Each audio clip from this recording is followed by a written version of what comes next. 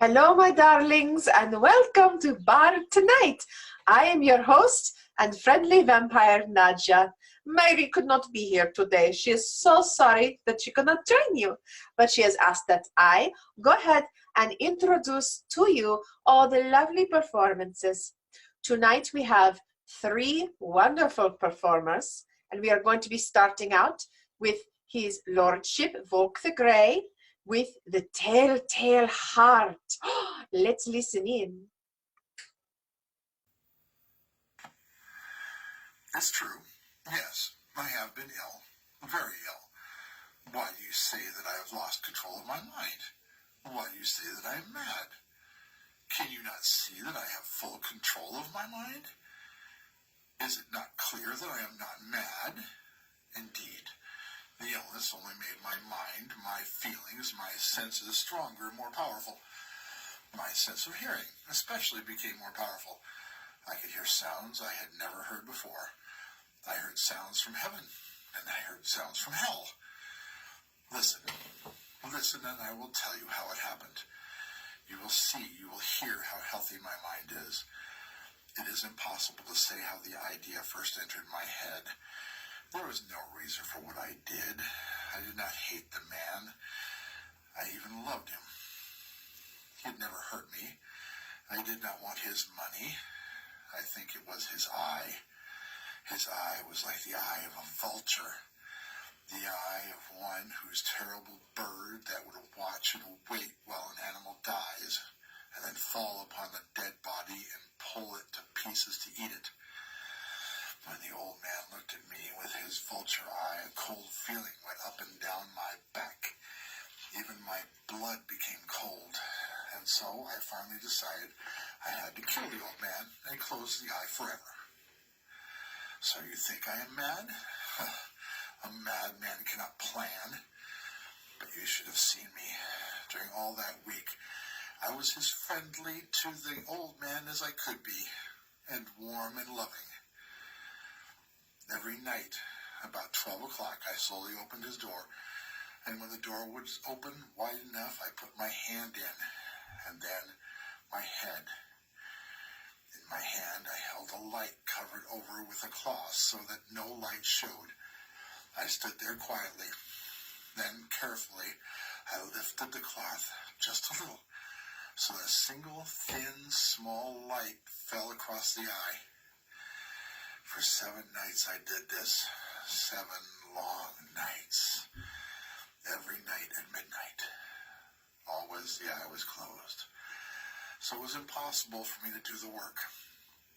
For it was not the old man I felt I had to kill. It was the eye, his evil eye. And every morning I went to his room with a warm and friendly voice. I asked him how he had slept. He could not guess that every night, as just at 12, I looked in at him as he slept. The 8th night, I was more than usually careful as I opened the door. The hands of the clock moved more quickly than did my hand. Never before had I felt so strongly more power. I was now sure of success. The old man was laying there, not dreaming that I was at his door. Suddenly, he moved in his bed. You may think I became afraid, but no. The darkness in his room was thick and black. I knew he could not see the opening of the door.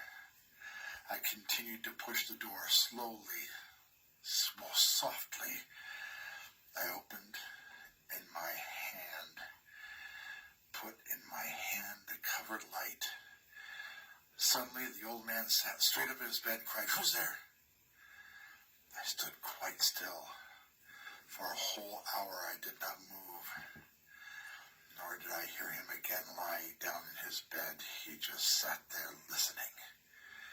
Then I heard a sound, a low cry of fear which escaped from the old man. Now I knew that he was sitting up in his bed, filled with fear. I knew that I was there. He did not see me there. He could not hear me there. He felt me there. Now he knew that death was was standing there. Slowly, little by little, I lifted the cloth until a small light escaped from under it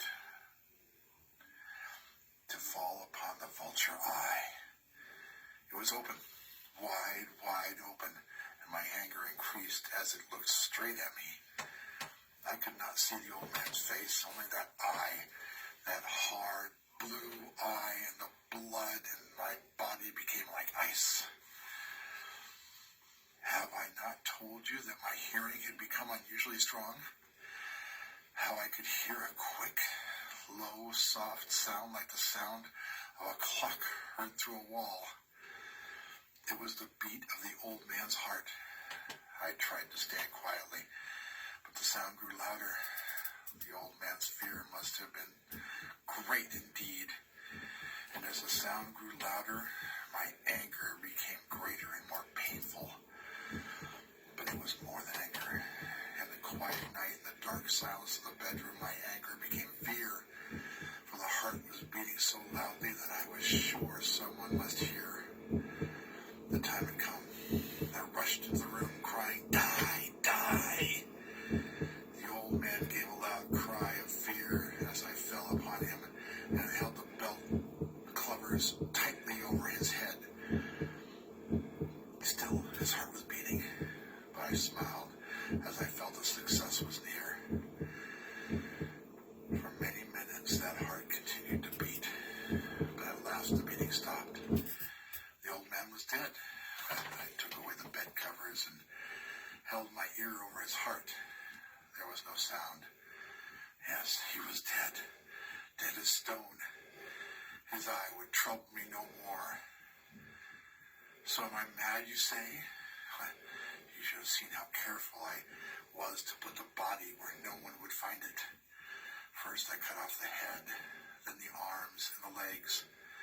I was careful not to let the single drop of blood fall on the floor. I pulled up 3 of the boards that formed the floor and put the pieces of the body there.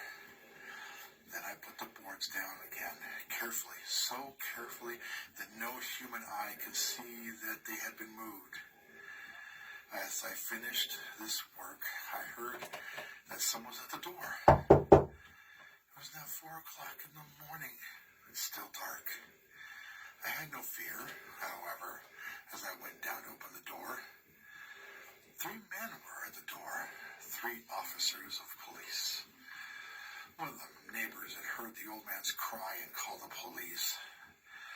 These 3 had come to ask questions and to search the house.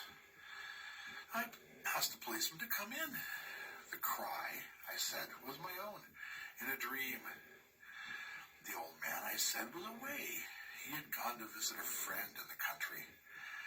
I took them through the whole house, telling them to search it all, to search well. I led them finally into the old man's bedroom, as if playing a game with them. I asked them to sit down and talk for a while. My easy, quiet manner made the policemen believe my story, so they sat talking with me in a friendly way.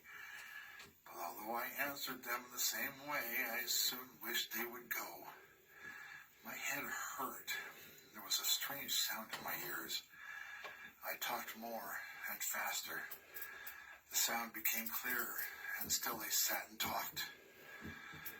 Suddenly, I knew the sound was in my ears. It was not just my head. At that moment, I must have become quite white. I talked still faster and louder, and the sound, too, became louder. It was a quick, low, soft sound, like the sound of a clock heard through a wall. A sound I knew well. Louder it became, and louder. Why did the men not go? Louder and louder I stood up and walked quickly around the room. I pushed my chair across the floor to make more noise and to cover the terrible sound. I walked even louder, and still the men sat and talked and smiled. Was it possible they could not hear? No, they heard. I was certain of it. They knew. Now it was they who were playing a game with me. I was suffering more than I could bear.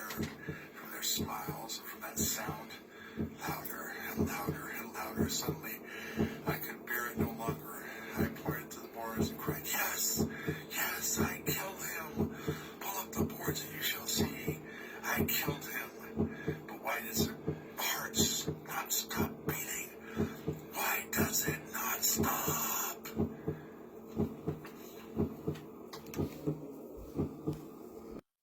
Wasn't that wonderful, my darlings? I was on the edge of my seats, very, very much so.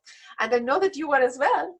Now we are going to have a beautiful song by His Lordship Gareth of Eastbrook. It is called The Body in the Bag.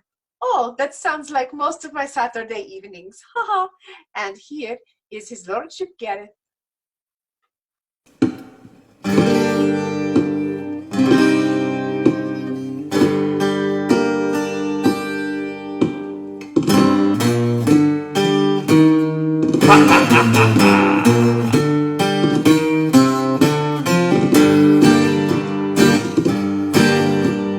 Our old cat died last night.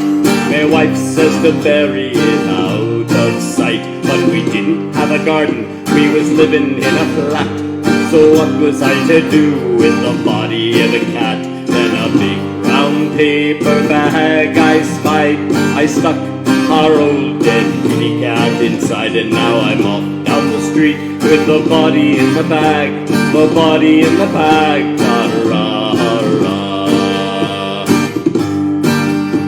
I went off down the street to have a whiskey neat, and carefully laid my dead cat underneath the seat. Then I got down on me hands and knees, went halfway through the town, when a barman stopped me, says he, "Here's your parcel, Mr. Brown." So I had to thank the silly fool and give him half a crown for bringing me the body in the bag.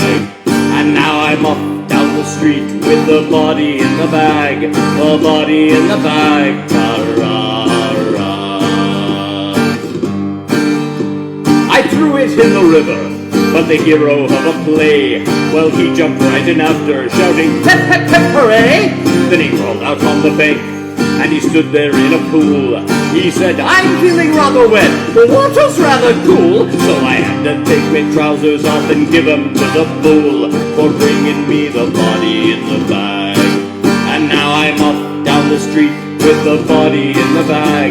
The body in the bag, ta-ra-ra. I went off down the street as quiet as a mouse, and carefully laid my burden on the doorstep of a house. When the door it was flung open, and a lady dressed in blue says, "Pardon moi, monsieur, do you voulez-vous?"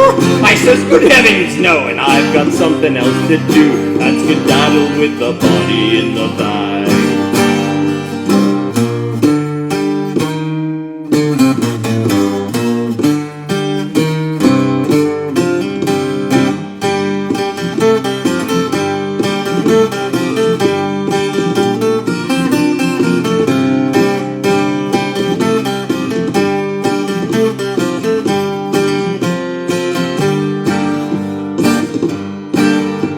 I crept into a garden, feeling very brave, and with a pick and shovel I commenced to dig a grave. But I got an awful shock when a voice behind me said, "Hey, you're digging my potatoes! Ah, you could have struck me dead." But there I was a-digging in his cauliflower bed, so I hit him with the body in the bag. And then I ran off down the street with the body in the bag. The body in the bag, ta-ra-ra. All at once from in the bag there came a plaintive roar. Says Puss, "I'm dead no longer, you needn't bother now. You've often heard it said that a cat has got 9 lives. Well, I'm a married tabby, one of Tommy's wives, and our families, they usually come in 3s or 4s or 5s. But there were 7 little bodies in the bag, and now I'm off down the street with the bodies in the bag. The bodies in the bag, ta-ra-ra. Yes, I'm off down the street with the bodies in the bag. The bodies in the bag, ta-ra-ra. Ha ha ha ha ha.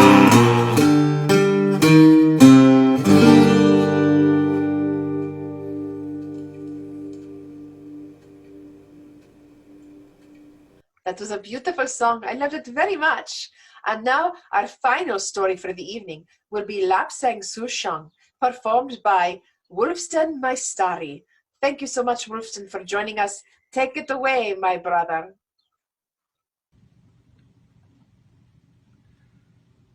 A long time ago, far to the east, there was a rebellion against the Emperor of China.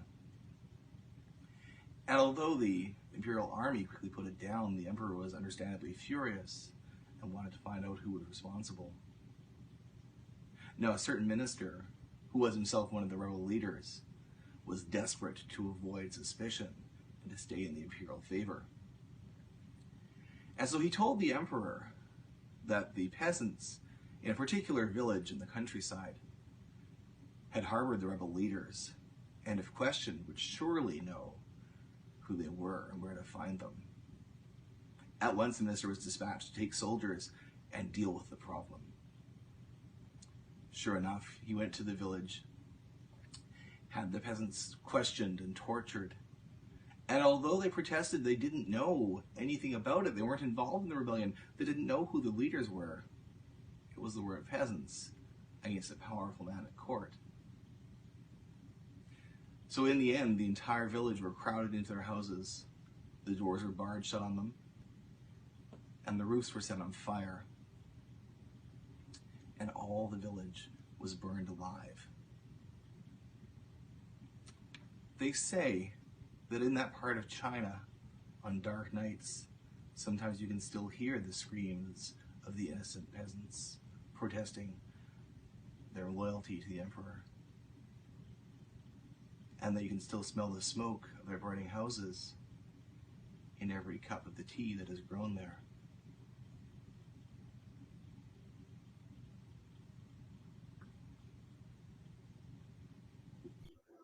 Thank you so much for joining me, your favorite vampire and bard, tonight. I hope that you will have a wonderful Samhain, or a happy Halloween, or blessed Day of the Dead. I miss all of you, and we hope to see you soon. If not in person, in our nightmares, darlings. Bye-bye.